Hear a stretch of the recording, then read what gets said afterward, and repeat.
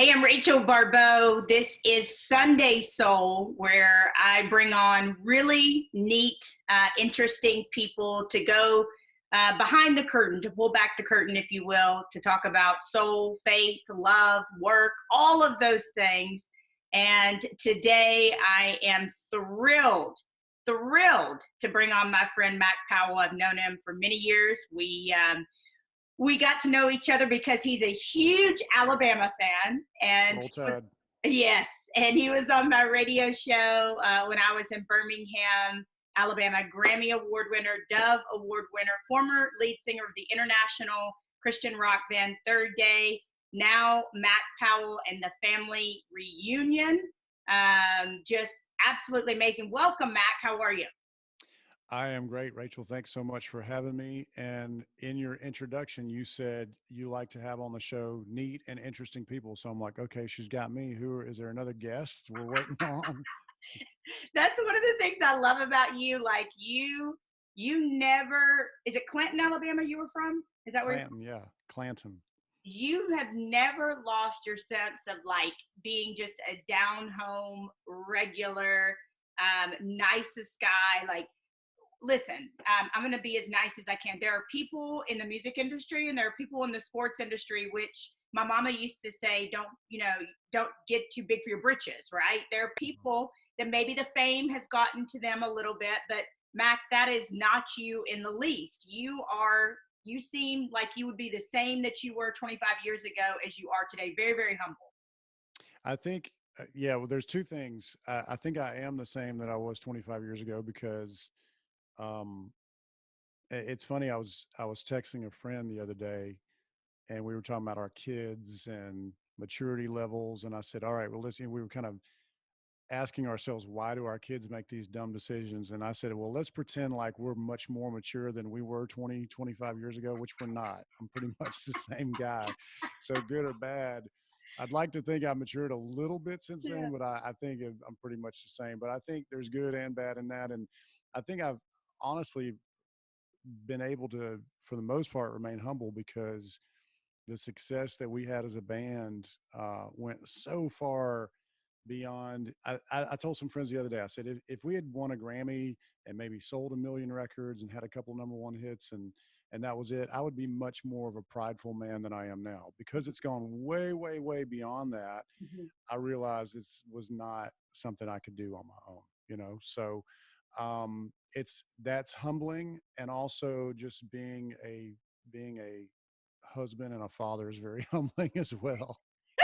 You said something about remembering who you were and that maturity level. I remember there was a certain point in time when I was doing radio, and the first couple of years I was in Columbus, Georgia, I was doing radio, and I was like, I can't believe he did this, and I can't believe he did this. And then it kind of hit me like, door in the face one day. I was like, Rachel, you made those same stupid decisions and probably worse. So I totally changed my tune on the radio and said, hey, listen, I understand, what they've done, and hopefully they'll mature and hopefully they'll make better decisions in the future.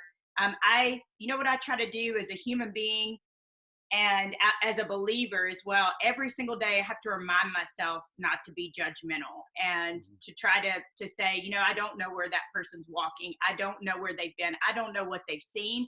Yeah. So that's something that I'm trying to encourage myself with to be better. Well, and I've so often, as a big college football fan, and then, years and years and years ago, when you realize, oh, wait a second, I'm not a kid anymore, and I'm not these kids' age. I'm way older than that. Uh, I look at kids now who make these dumb decisions in college, and I go, man, if I had any chance to get a full scholarship and all the things that they get, especially at a big school, and a chance at maybe playing NFL football, I would keep my head down and I'd go to class and I would do everything I can to stay out of trouble. But I've never been in that position, so I can't. It's so easy to point the finger and go, "What a dumb decision some of these kids have made." But I would probably do a lot worse if I was in that situation. Yeah, and social media, man, I'm like, whoo, I'm grateful for it during the time of COVID because it keeps us all connected. And I said to somebody the other day, Mac, I'll never again curse social media. Like never. Because I'm a solo quarantine. Like I'm this close. I've said to many people, I'm this close to naming a volleyball, like in Castaway. So I'll never curse it again, Mac Powell.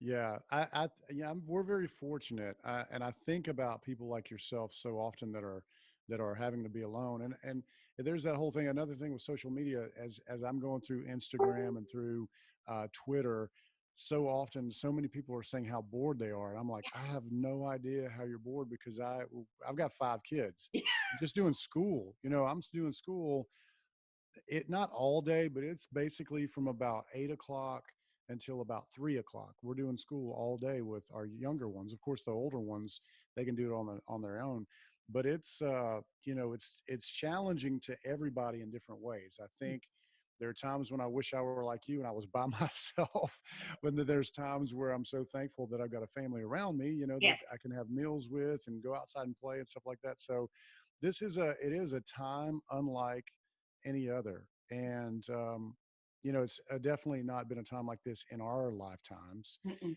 and hopefully never will again. But I say that, but there's been a lot of good that's come from this as well.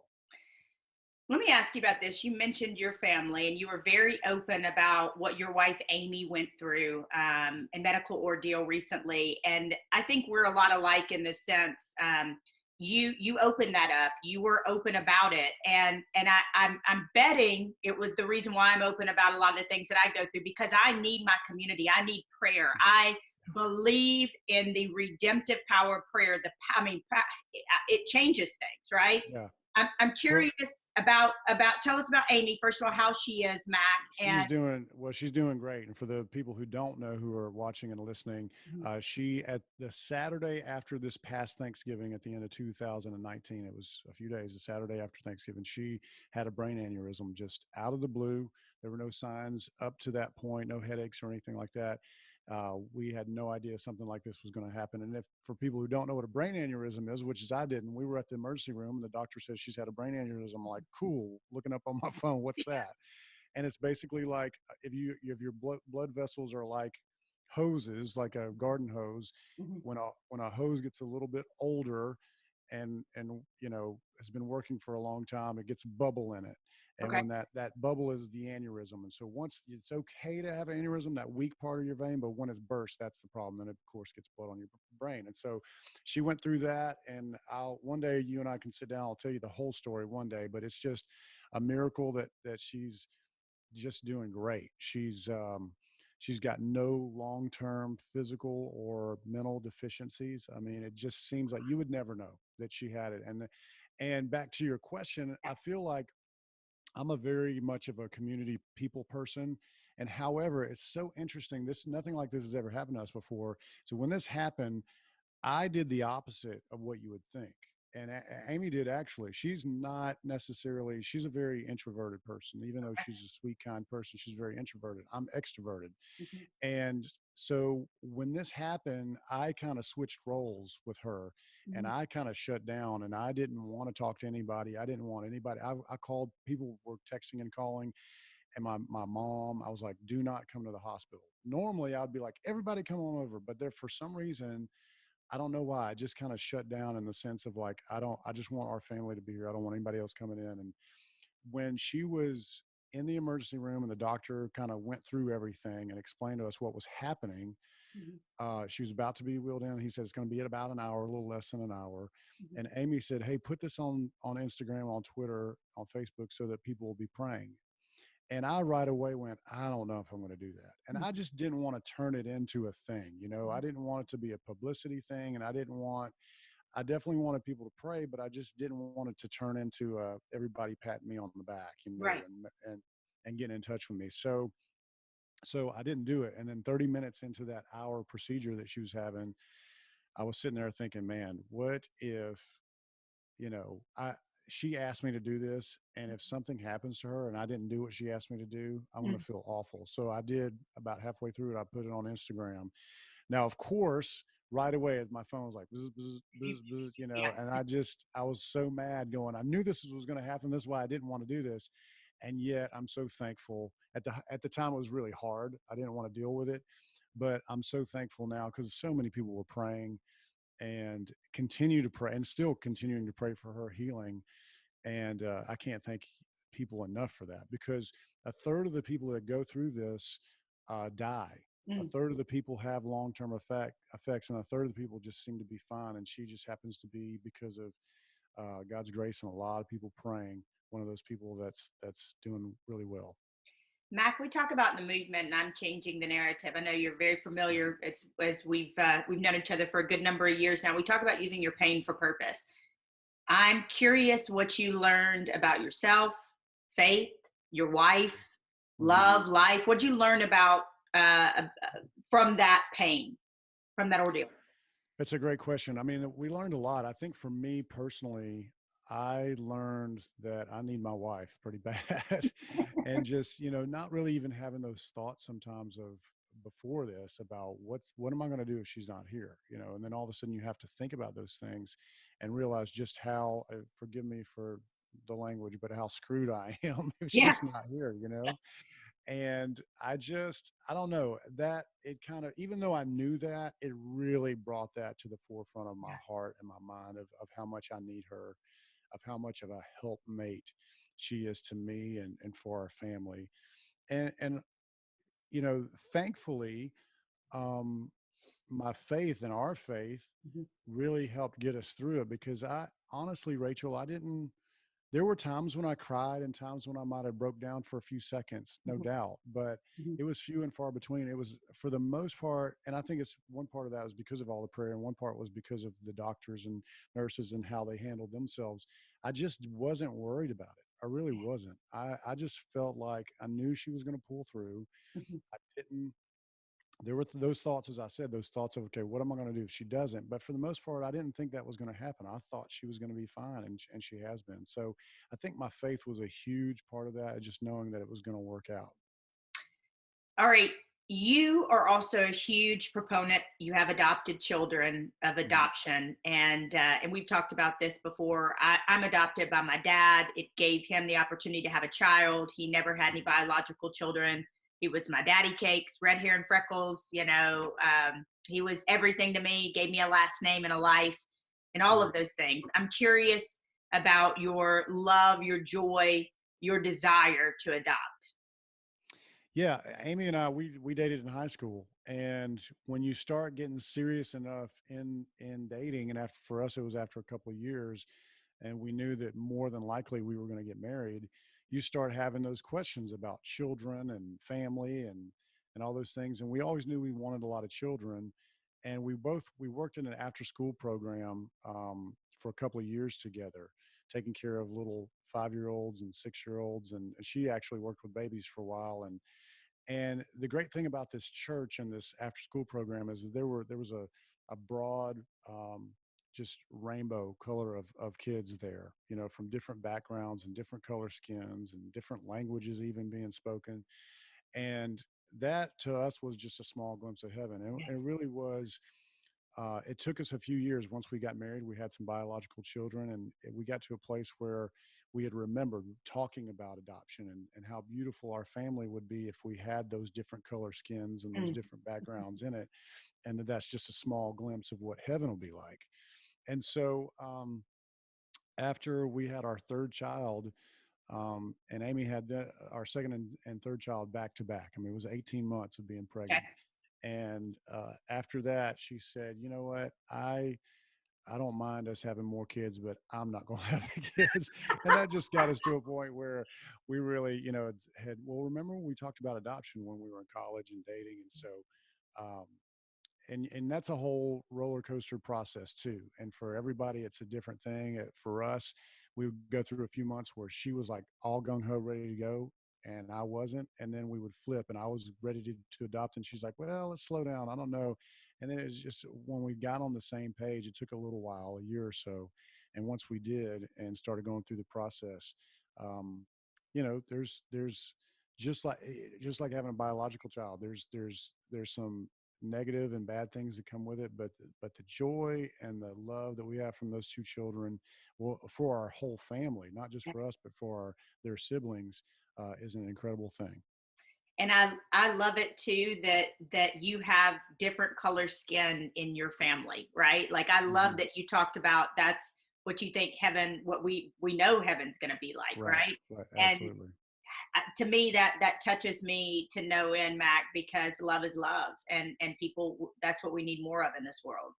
Yeah, absolutely. I think, I was very fortunate. I had some good friends that had adopted Mhm. before us and kind of gave, helped us through that process and what it was going to be like. And I remember one of my mentors, Michael Mosley, who Emmanuel, who's the first one we adopted, he's 11 now. We got him when he was a month old. Um, he had told me a story about his son is black, and they actually were missionaries in Africa, and they went to a church one day, and his son was just a few years, well, he was probably, I don't know, 7 or 8 years old, and he walked in. They walked into the church, and his son looked at him and said, "Papa, we are the only white ones here." And his son is black, and that's that mentality that child. It's almost like he didn't know he's black. Now, of course, he does now, Right. years later. But just things like that of knowing, of thinking ahead, of going. There is a different culture and backgrounds and just thought processes that these kids have. Then, in some ways, it's a good thing Hmm. because they feel welcome and they feel the same. Hmm. Um, but anyway, it's a beautiful, beautiful thing. Adoption is. It's something that I know that all of us are not called to adopt, but at the same time, I feel like everybody's called to the that mission of adoption, of knowing that we can all help in some ways. There's so many children in this world that need a home, that don't have one. And it's a shame that it costs so much money. And so there's so many couples that are willing to adopt and have a child and put their life into that, but can't afford it. And so I think there are things that we can all do to help. And that's whether that's giving to help a family adopt, or help to babysit, to help that couple go on a date every once in a Yeah. while. We can all do something for that beautiful thing called adoption. I love it. And you know what? What if like a husband and wife watched this podcast, watched this show, and they started to have a conversation about that and said, "Honey, could we? Maybe we could foster. Maybe we could, Hmm. and somebody described, before we move on, somebody described fostering the most beautiful way, and they said, oh, I say I can't because I can't let go, but they described it and said, what if while that child was in your care, right, they learned something from you that they needed for their life, for their Mm, journey, and they took absolutely. whatever lesson it was from you and it was imprinted on their little heart, and they went about their life and they needed you at that moment. And so, yeah, there's so many ways to help. And I think just by starting the conversation and you saying, hey, we did it, Hmm. and it's been beautiful and tough and amazing and all of those things, it Hmm. allows people to start having this conversation. Yeah, I think so. And as I said, we were encouraged by other families that had done it. I don't know if we would have moved forward had we not seen that beautiful example that so many friends of ours had said, had shown us. So let me ask you about the former band before we get to the Hmm. current band, the one Sure. that I always described the Third Day as this. There was not many other concerts that you could go to where you could totally jam out. I mean, I'm talking about like dance, Hmm. like head bobbing, all of it, like get down James Brown. And the next moment, tears streaming down your face, hands Yeah. up, like just Yeah. absolutely amazing. And I remember at one of your concerts, you told a story about one of your songs, and you'll have to tell the story if you will for me. It was about one of your songs that a young man had driven into the woods, Hmm. and he was going Yeah. to end his life. I'll let Right. you take it Right. from here. Yeah. So we have a song called "Cry Out to Jesus" that had come out a few years back, and um, we were doing a concert in New Jersey, and this couple came up to us and talked to us, and fortunately, we had the great, you know, honor of hearing this story. They had a son that had been struggling with addiction and depression his whole life, and he had actually already tried to take his life, thankfully unsuccessfully. Um, but he reached kind of the end of his rope, and he decided he drove off in his car. He was going to just take his life, and I won't go through the details, but he did. He pulled off the highway and found this little kind of trail into the woods, and was going through the process of taking his life. And he turned on the radio and he heard our song, "Cry Out to Jesus." And that song, even though he wasn't a Christian and he didn't like Christian music, and he was so mad that that was the only station that would come through on the radio. Um, he sat there and listened to the song and heard the message of that song. And the chorus says, "There's hope for the helpless, rest for the weary, and love for the broken heart. There's grace and forgiveness, mercy and healing, and he will meet you wherever you are. Cry out to Jesus." And so he sat there in the car and just listened to those words, and it changed his heart. And he decided then and there to continue to live. And so we've been very fortunate to hear several of those stories, and just, you always shake your head going, how can God take these dummies from Georgia and just, punk kids and give us some ideas for songs, and somehow that changes somebody's life. And it's very humbling. Mac, there's another song that you played just last week around Easter, and it's called "Thief." And woo, I talked to friends about that song. I've got some friends, Joel and Lisa Sears, that we've been to a show together before, and you just the gravity of that song. And I have to tell you this story because I think you'll really appreciate it. In May of 2018, I went to Israel with a group called Israel Collective. And people had told me, they said, it's going to rock your world. It'll change everything. The Bible will be 3D. And we went to the church where some people believe the tomb was. And our tour guide, was a Jewish tour guide, said, just wait for us to take you to the garden tomb. And as soon as we walked into the garden tomb, Mac, all your hairs in the back of your neck stand up, and they show you Skull Hill, and they show you back in the 1800s where the eyes are there, and the nose and the mouth, and then they take you to the tomb. And I remember walking inside of the tomb, and I actually took a selfie, and it wasn't like trying to be a pretty selfie. It was just, I'm wrecked selfie. Like, this is where people believe, historians believe, our Savior laid, like his body laid right there in this tomb. And so I was listening to that song this weekend, and I was thinking about, and it took me back to May of 2018. And this is the part of the story I wanted to share. When I stooped, because you have to stoop to leave the tomb, I heard God say to me, and I tell people this all the time, God doesn't speak to me, "Thou art Rachel." It's a still small voice, but I know it's him. And he said something really profound to me that didn't make sense yet, Mac, but he said, "My girl." He said, no matter what you think is the worst possible thing that could happen to you, lose your car, lose your house, lose your money, get sick, whatever it is, like whatever the worst possible thing you could think that would happen to you, I've got you. I've got you. Right. And I left the tomb. I went home, forever changed. And 2 months later, my mom was diagnosed with stage 4 breast cancer. And 10 months later, I lost her.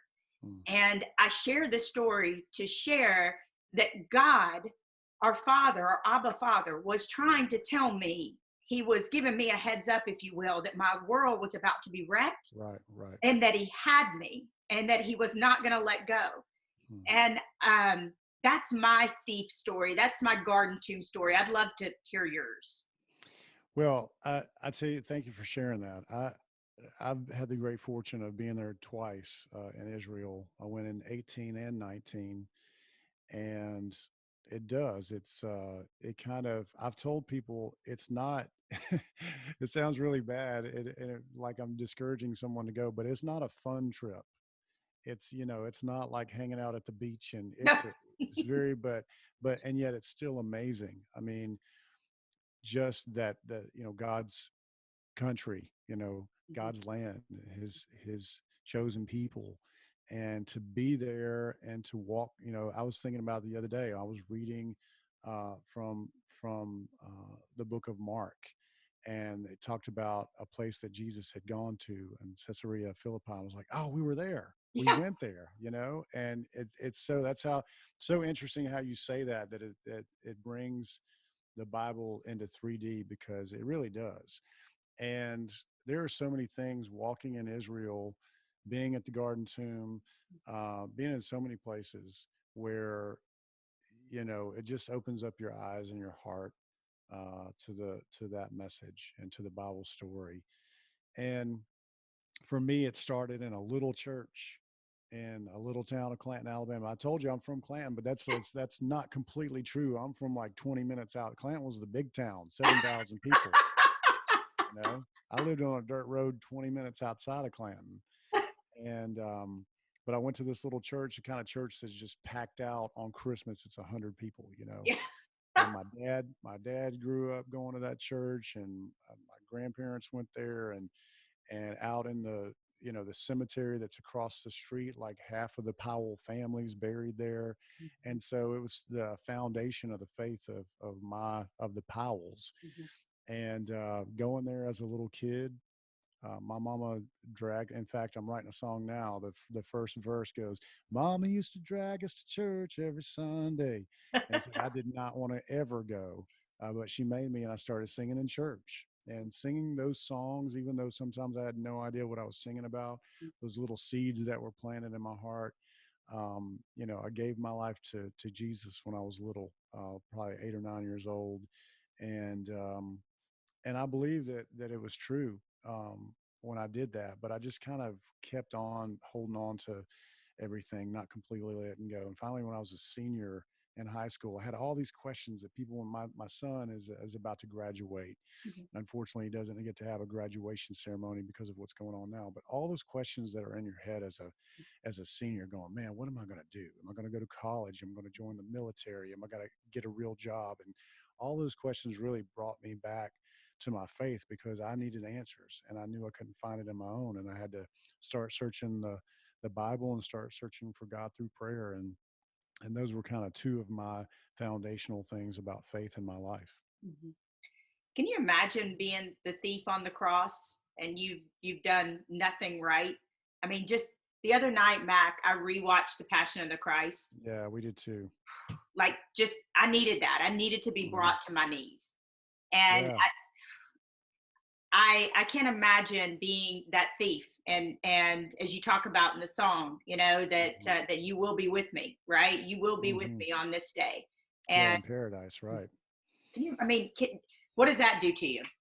Yeah, well, it's just it goes back to that song "Amazing Grace." Just to think about and watching the Passion of the Christ, and just this time of celebration of not only um, not only the resurrection of Jesus, but that death of that sacrifice. I mean, to think about it, that he not only gave his life away that one day on a cross, he gave his life away every single day of his life, his Yes. 33 some odd years, because he was, uh, we Christians believe that he was sinless. If not, then him dying on a cross wouldn't have been that perfect sacrifice. And yet he was. And that's what it just makes me think of that. When I wrote that song, Thief, for the people who don't know it, the beginning of it starts, "I am a thief, I am a murderer." And it goes through the story of this guy, what he's been through. Yeah. And finally, at the end, all of these things that he's been through and this pain and this punishment that he deserves is being washed away because of this perfect sacrifice. So I mean, it's a great time to be, especially in this time that we're in right now, to really, where I think it's really bringing to people's hearts and minds what's important in life, and the blessings that we have and things that sometimes we take for granted. It's great in this Easter kind of time to be reminded of that grace and of that mercy. Mac, how did you know in your soul, as we call this Sunday soul, how did you know in your soul that it was time to walk away from this extremely successful, award winning international band? Well, it's hard to answer that question, because it was not a quick process. It was Okay. something that I had, someone had asked me, they said, when did you first think and wonder, hey, should Third Day be done? And Mhm. I told them about 2 weeks after we started the band. Because for me, for me, it was always, and I don't mean that in a bad way. I know that sounds like I'm making a joke, but for me, it was always like open handed, because it was something that I always wanted. And then when we finally got it, started this band, we had no idea the success that we were going to have. We thought, man, if we cross the country a couple of times and make a couple of records, that's going to be awesome. And then we'll go get real jobs. And then it went on and on and on. And so I think even from the beginning, it was always that question of, oh Lord, how long is this going to last? God, how long do you want us to do this? And every year, every month, I would ask myself that question. And so that I think it was a big surprise when we finally did call it quits to a lot of our fans, but it was something that had been going on for that thought process for a year. And even when we knew it was time to be done, that took a couple of years just because of Yeah. commitments that you have and contracts and all that stuff. It was, sometimes bands can quit and just be done, but we couldn't. We had to kind of fulfill some obligations, and we wanted to, and we wanted to end in a right way. And so it was tough, but at the same time, it was very exciting because when I found in life that when God takes something away from you, he has something else for you. Now, it doesn't mean it's Ooh. better. Doesn't mean it's better in the eyes of the world or in our eyes. It might be a time. We think about Moses. I often think about Moses. He had 3 different lives. He had the life of being like this prince of Egypt until he was 40 years old. Okay. He had the best of the best, food and clothing and job and everything. And then he went 40 years in the desert. So from 40 years old to 80 years old, we think of that as the desert time as that's bad. And it was, I think, a struggle for him. Mhm. But at the same time, he learned so much in the desert.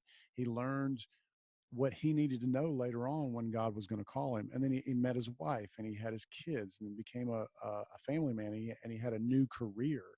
And so he took both that being a prince and being basically a nomad in the desert and kind of combined. God used both of those lives to come up with a complete whole nother life.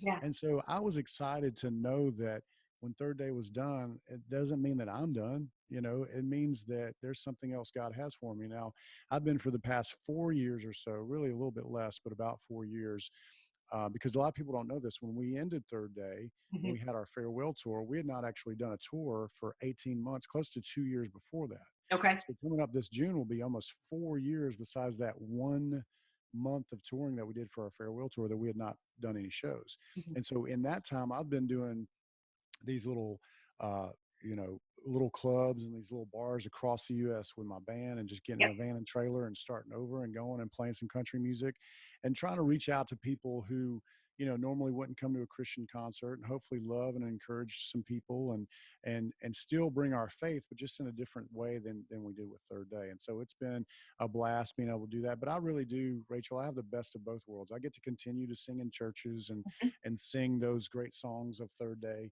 Mhm. and even writing some new Christian songs as well, but also get to be able to play some country music that I love and be able to do, it's funny because whenever I'll go to a church, I'll try to sneak in a little bit of country music somehow. Whenever I go to a bar or a club and play, I try to sneak in a little bit of gospel music. So it's the best of both worlds. I think it's fantastic. I saw somebody write up an article about you, and they said, you go hear your new band, and because you did solo for a while, and now you have your new band. They said, it's not anything to hear Georgia Satellites and then Victory in Jesus, like, Right. Right.